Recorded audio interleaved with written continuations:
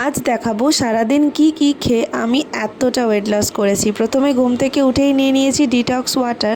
আজকে ব্রেকফাস্টে খেয়েছিলাম ওটসের অমলেট, অনেকগুলো সবজি, ওটস, দুধ আর ডিম। তার রেসিপিটাও আমার চ্যানেলে দেওয়া আছে, আগের ভিডিওগুলো চেক করলে পেয়ে যাবে। আগে ওটসের অমলেট আমি এমনিই খেতাম, কিন্তু এখন আর এমনি খেতে ভালো লাগে না, তাই অল্প একটু ভুজিয়া আর অল্প একটু টমেটো কেচাপ নিয়েছি। এরপর চলে এসেছি দুপুরের লাঞ্চে।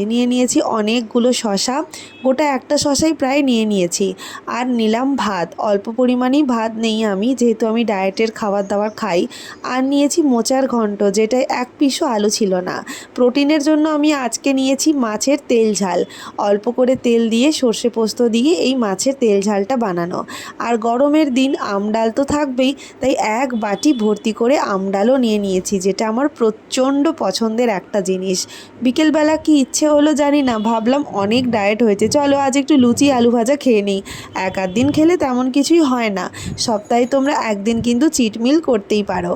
তারপরে খেয়েছিলাম একটা ভেজিটেবল চপ। আর রাত্রিবেলা ডিনারে ছিল পটল ভাজা, ডিমের ঝোল আর রুটি। চলো বাই।